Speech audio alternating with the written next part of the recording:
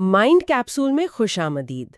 دنیا کی سائنسی اور سیلف گروتھ کتابوں کو آسان اردو میں سمجھنے کے لیے ہمارے چینل کو سبسکرائب کریں۔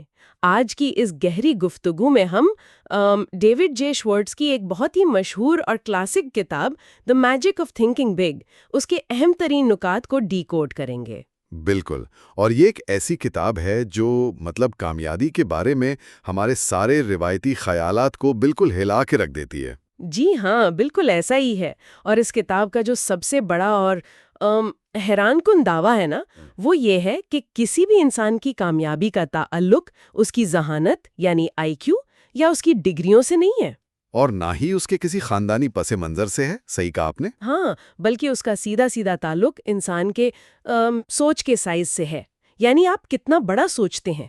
آج ہمارا مشن بھی یہی ہے کہ ہم اس بات کا تفصیلی جائزہ لیں کہ محض اپنی سوچ کا دائرہ بڑا کرنے سے حقیقت میں دنیا کے نتائج کیسے بدل جاتے ہیں۔ لیکن جب ہم کسی میڈیکل پرابلم کی بات کرتے ہیں تو ایکس رے مشین میں ٹوٹی ہوئی ہڈی کا کریک صاف نظر آ جاتا ہے، مسئلہ فوراً پکڑ میں آ جاتا ہے۔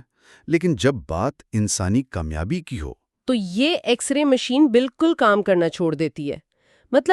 ایک شخص کامیاب کیوں ہے اور دوسرا ناکام، یہ اتنا صاف نظر نہیں آتا۔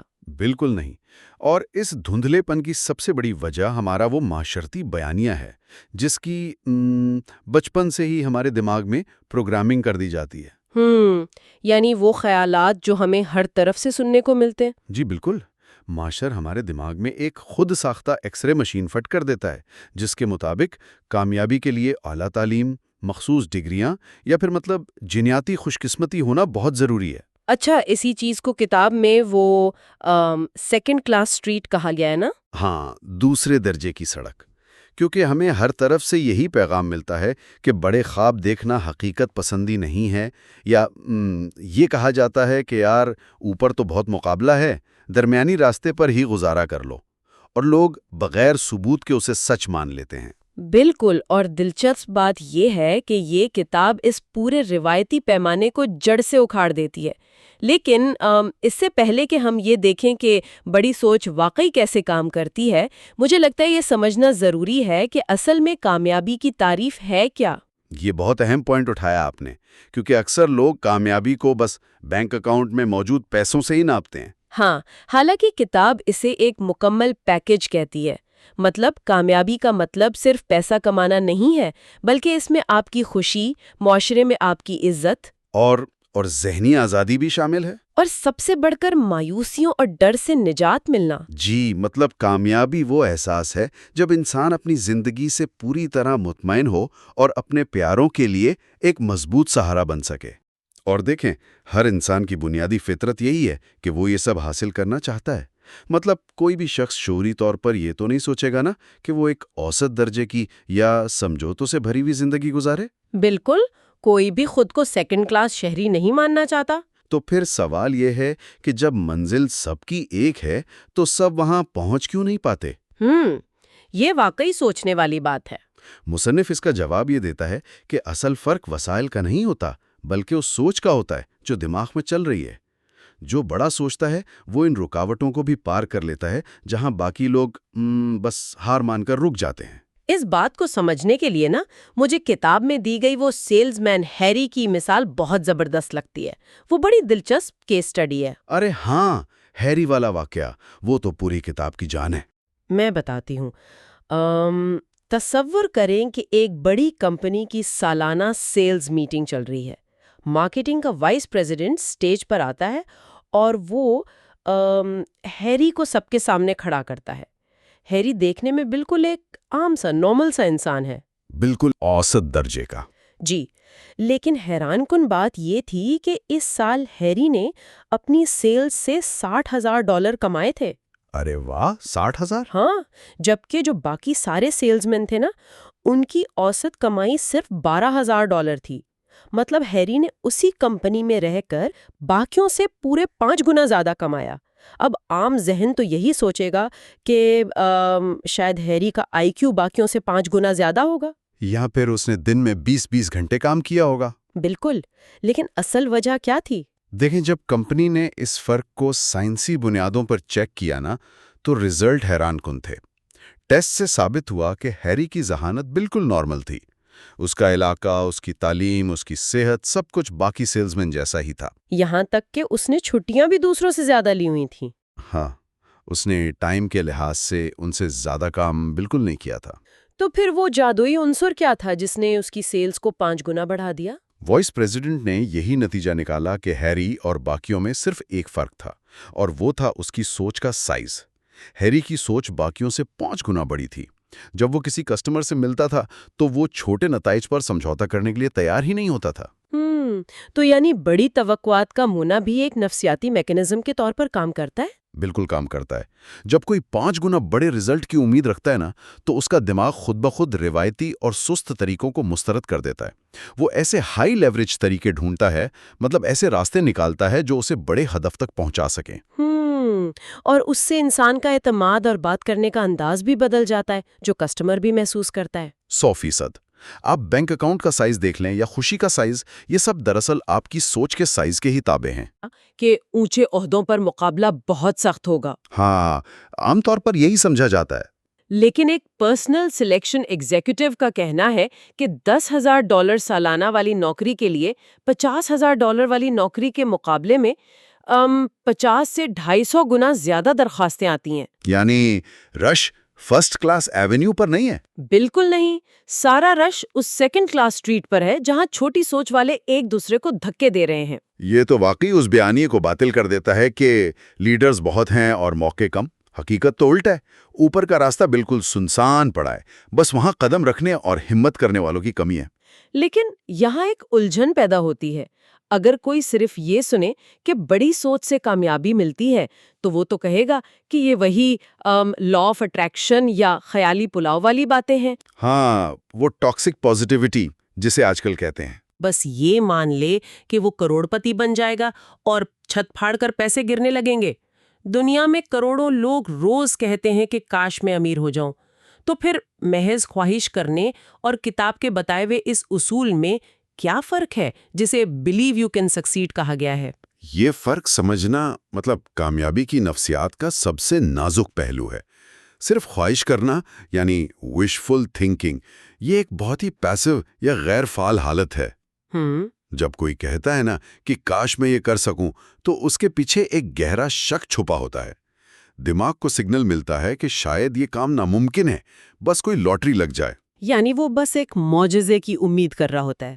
بالکل، جبکہ اس کے برعکس جو یقین ہے وہ ایک بہت متحرک دماغی کیفیت ہے۔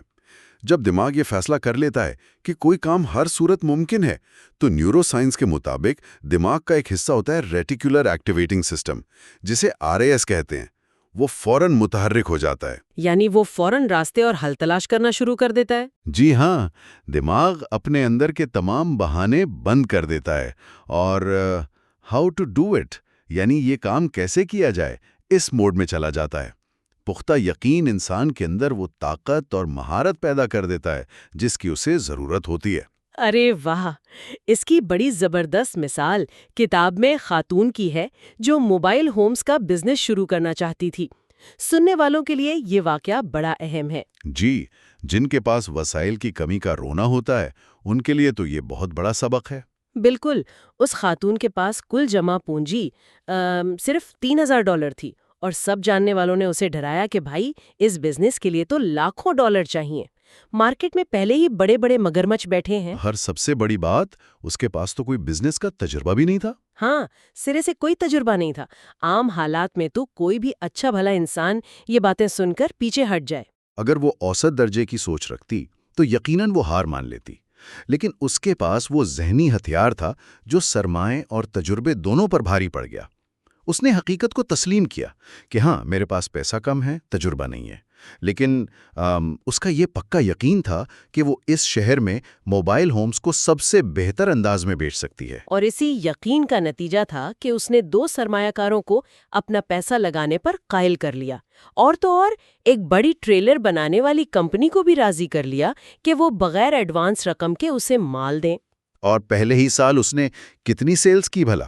$1 ملین کی۔ ارے واہ، $1 ملین، اور اگلے سال کا ٹارگٹ $2 ملین پر رکھ دیا۔ یہ کوئی جادو تو نہیں تھا، یہ بس یقین کی طاقت تھی۔ بالکل، اور یہ واقعہ ظاہر کرتا ہے کہ یقین دوسروں کی نفسیات کو کیسے متاثر کرتا ہے۔ دیکھیں، کاروباری دنیا میں سرمایہ کار صرف کاغذوں پر لکھے نمبر دیکھ کر پیسہ نہیں لگاتے، وہ انسان کے اندر کے یقین پر پیسہ لگاتے ہیں۔ 100%۔ جب آپ کو خود اپنی کامیابی پر غیر متزلزل یقین ہونا، تو آپ کی آنکھوں اور آواز میں ایک ایسا ردھم آ جاتا ہے کہ سامنے والا آپ پر بھروسہ کرنے پر مجبور ہو جاتا ہے۔ کوئی اپنا پیسہ ایسے بندے کو کیوں دے گا جس کے اپنے ذہن میں شک ہو؟ صحیح بات ہے، اور اسی اصول کو وہ ریاست کے ہائی وے ڈپارٹمنٹ والے واقعے سے بھی بڑے اچھے سے سمجھایا گیا ہے۔ ہاں، وہ پل بنانے والا پروجیکٹ۔ جی ہاں، ایک $50 لاکھ مالیت کے 8 پل بنانے کا بڑا سرکاری پروجیکٹ آیا تھا۔ 21 انجینئرنگ کمپنیوں سے بات کی گئی، ان میں سے 4 بڑی کمپنیوں نے تو فوراً حامی بھر لی۔ لیکن جو باقی 17 چھوٹی کمپنیاں تھیں، جن میں صرف 3 یا 4 انجینئرز تھے، ان کا ریاکشن کیسا تھا؟ ان کا رد عمل واقعی حیران کن تھا۔ ان 17 میں سے 16 کمپنیوں نے پروجیکٹ کی مالیت مطلب $50 لاکھ کا ہنسا دیکھتے ہی ہار مان لی۔ انہوں نے کہا، یہ تو ہمارے بس کی بات ہی نہیں ہے۔ یہی تو وہ کلاسک مثال ہے کہ جب دماغ ایک بڑا ہنسا دیکھتا ہے تو وہ کیسے ذہنی دباؤ کا شکار ہو جاتا ہے۔ ان 16 کمپنیوں پر وہ سیکنڈ کلاس سوچ حاوی ہو گئی تھی۔ انہوں نے لاشعوری طور پر یہ مان لیا کہ وہ چھوٹے ہیں، اس لیے وہ اتنے بڑے میدان میں نہیں کھیل سکتے۔ انہوں نے تو کوشش کرنے سے پہلے ہی اپنے ذہن میں ناکامی قبول کر لی۔ لیکن وہ جو ایک کمپنی بچی تھی، ہاں، وہ واحد چھوٹی کمپنی جس میں صرف 3 انجینئرز تھے، انہوں نے پروجیکٹ کا مطالعہ کیا اور کہا ہم یہ کر سکتے ہیں۔ انہوں نے اپنا پروپوزل جمع کروایا اور حیرت انگیز طور پر $50 لاکھ کا پروجیکٹ اسی چھوٹی سی کمپنی کو مل گیا۔ یہ واقعہ چیخ چیخ کر بتاتا ہے کہ وسائل یا کمپنی کا سائز یہ سب ثانوی چیزیں ہیں۔ اصل طاقت وہ ہم کر سکتے ہیں والا پختہ یقین ہے۔ اچھا، اب یہاں اس سکے کا دوسرا رخ دیکھنا بھی بہت ضروری لگ رہا ہے مجھے۔ اگر پختہ یقین راستے بناتا ہے تو جب انسان کے دماغ میں شک پیدا ہوتا ہے تب کیا ہوتا ہے؟ کتاب اس پر بہت سخت موقف رکھتی ہے۔ شک اور بے یقینی دراصل ایک نیگیٹو پاور یعنی منفی طاقت ہیں جو انسان کو سیدھا ناکامی کی کھائی میں گرا دیتی ہیں۔ لوگ عموماً کام شروع کرتے وقت کہتے ہیں نا کہ میں کوشش تو کروں گا لیکن مجھے نہیں لگتا کہ یہ کام ہوگا۔ بس یہ جملہ دراصل ناکامی کا پیشگی اعلان ہے، کیونکہ جب آپ یہ سوچتے ہیں نا تو دماغ میں ایک بڑا خطرناک میکینزم حرکت میں آ جاتا ہے۔ ہمارا لاشعور تو ہر وقت ہمارے احکامات ماننے کے لیے تیار بیٹھا ہے۔ یعنی جیسے ہی ہم شک کا سگنل دیتے ہیں تو وہ خود بخود ایسے بہانے اور دلائل ڈھونڈنے لگ جاتا ہے جو اس شک کو سچ ثابت کریں۔ اسے کنفرمیشن بائس کہتے ہیں۔ دماغ ان تمام رکاوٹوں کو بڑا کر کے دکھاتا ہے جس سے آپ یقیناً ناکام ہی ہوں گے۔ اس نفسیاتی کشمکش کو سمجھانے کے لیے کتاب میں ڈیٹرائٹ کے ایک شخص کا واقعہ ہے جو بہت ہی فکر انگیز ہے۔ جی، وہ شخص جو رات کے 3 بجے ہوٹل کے کمرے میں بیٹھا تھا۔ ہاں، وہ برسوں سے ایک بوجھل اور اوسط درجے کی زندگی گزار رہا تھا۔ ایک رات وہ خود سے بہت مایوس ہو کر بیٹھا تھا۔ اس نے شدید ذہنی دباؤ میں ایک کاغذ پر اپنے 5 دوستوں کے نام لکھے جو زندگی میں اس سے بہت آگے نکل چکے تھے۔ اور پھر اس نے اپنا موازنہ کیا ان کے ساتھ، ایمانداری سے۔ بالکل، اور اسے ایک زبردست جھٹکا لگا۔ اس نے دیکھا کہ نہ تو وہ دوست اس سے زیادہ ذہین تھے، نہ ان کی تعلیم زیادہ تھی، اور نہ ہی ان کا خاندانی پس منظر اس سے کچھ بہتر تھا۔ تو جب سارے بیرونی عنصر برابر تھے تو اسے اپنے اندر کیا خامی نظر آئی؟ اس رات اسے سمجھ آیا کہ اس کے اندر صرف ایک چیز کی کمی تھی اور وہ تھا خود پر یقین۔ اسے احساس ہوا کہ وہ خود کو ایک سستی چیز سمجھتا ہے اور اسی لیے اس نے کبھی کوئی بڑا قدم اٹھانے کی ہمت ہی نہیں کی۔ اس نے اپنی اہمیت ماننے سے ہی انکار کیا ہوا تھا۔ جی، اور اس رات اس نے فیصلہ کیا کہ وہ مارکیٹ میں خود کو سستا بیچنا بند کر دے گا۔ اور آپ دیکھیں گے کہ اگلے ہی دن جب وہ ایک جاب انٹرویو میں گیا تو اس نے نئے یقین کے ساتھ $3500 زیادہ تنخواہ مانگی۔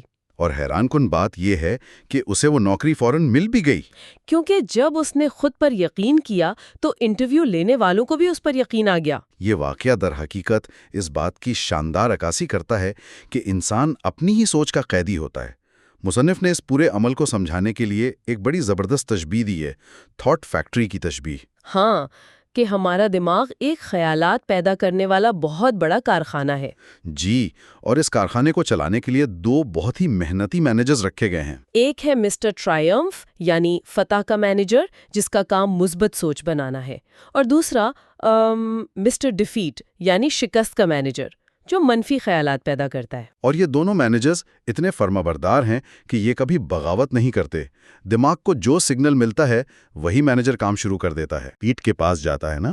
بالکل، اور مسٹر ڈیفیٹ فوراً اپنی فیکٹری کی مشینیں آن کر دیتا ہے، پوری رفتار سے کام شروع کرتا ہے اور دلائل دینا شروع کرتا ہے کہ ہاں آج موسم خراب ہے، ٹریفک جیم ہوگا، کاروبار میں نقصان ہوگا۔ وہ دماغ کے کونے کونے سے پرانی ناکامیوں کی فائلیں بھی نکال لاتا ہے، اور بندے کو یقین دلا دیتا ہے کہ دن واقعی برباد ہو چکا ہے۔ لیکن اگر اس کے الٹ کیا جائے، اگر انسان صبح کہے کہ آج کا دن شاندار ہے، تو مسٹر ٹرائمف ایکٹیو ہو جاتا ہے۔ وہ امید کی فائلیں کھول لیتا ہے۔ وہ بتاتا ہے کہ آج موسم کتنا اچھا ہے، آج ڈیل فائنل ہو سکتی ہے، اور دن واقعی کامیاب ہو جاتا ہے۔ اس فیکٹری کے حوالے سے سب سے خطرناک بات یہ ہے کہ آپ جس مینیجر کو جتنا زیادہ کام دیتے ہیں وہ اتنا ہی طاقتور ہو جاتا ہے۔ مطلب اگر مسٹر ڈیفیٹ کو سگنل دیتے رہیں تو وہ فیکٹری پر قبضہ کر لے گا۔ 100%۔ وہ اپنے محکمے میں مزید منفی عملہ بھرتی کر لے گا، اور پھر آپ جو بھی نیا کام سوچیں گے مسٹر ڈیفیٹ فوراً ہزاروں وجوہات بتا دے گا کہ یہ کام کیوں نہیں ہو سکتا۔ تو اس سنگین صورتحال سے نکلنے کا واحد حل کیا ہے؟ کتاب تو بڑا ڈوٹو خل بتاتی ہے کہ کامیابی کے لیے مسٹر ڈیفیٹ کو فوراً نوکری سے نکالنا ضروری ہے۔ بالکل، اس کی کوئی ضرورت نہیں ہے۔ انسان کو 100% وقت صرف مسٹر ٹرائم سے کام لینا چاہیے۔ جی، جب بھی کوئی نیا خیال آئے تو سگنل صرف مسٹر ٹرائمف کو دیا جائے کہ بتاؤ یہ کیسے ہو سکتا ہے۔ یہ ایسا ہے جیسے آپ کا یقین ایک تھرموسٹیٹ ہو، اگر اسے اوسط پر سیٹ کریں گے تو نتائج بھی اوسط ہوں گے۔ اسے ہمیشہ ہائی لیول پر سیٹ رکھنا چاہیے۔ اور یہی وہ مقام ہے جہاں انسان سیکنڈ کلاس اسٹریٹ سے نکل کر فرسٹ کلاس ایونیو میں داخل ہوتا ہے۔ تھرموسٹیٹ ہائی ہو تو مسائل حل کرنے والا نظام پوری طاقت سے کام کرتا ہے۔ آج کی گفتگو سے یہ بات تو پوری طرح واضح ہو گئی کہ یقین کا تھرموسٹیٹ ہائی رکھنا کتنا ضروری ہے اور مسٹر ڈیفیٹ کو فیکٹری سے نکالنا کتنا لازمی ہے۔ لیکن مسٹر ڈیفیٹ اتنی آسانی سے ہار نہیں مانتا۔ اس کے پاس ایک بہت خطرناک ہتھیار ہوتا ہے۔ ہاں، وہ خاموش بیماری جو اوسط درجے کے لوگوں کو آگے بڑھنے سے روکتی ہے، جسے کتاب میں ایکسکیوزٹس یعنی بہانوں کی بیماری کہا گیا ہے۔ جی، اگلے حصے میں ہم اسی بیماری پر بات کریں گے کہ لوگ کیسے اپنی عمر، صحت، کم ذہانت یا قسمت کے بہانے تراشتے ہیں اور خود کو جھوٹی تسلیاں دیتے ہیں۔ یہ دیکھنا بڑا دلچسپ ہوگا کہ یہ بیماری کیسے ہماری ترقی کو روکتی ہے اور اس کا حتمی علاج کیا ہے۔ بالکل، کیونکہ اس کا علاج جانے بغیر مسٹر ٹرائمف کی فیکٹری کو پوری صلاحیت سے چلانا ناممکن ہے۔ آج کے اس تفصیلی جائزے کو سمیٹتے ہوئے سننے والوں کے لیے ایک حتمی سوال چھوڑتے ہیں۔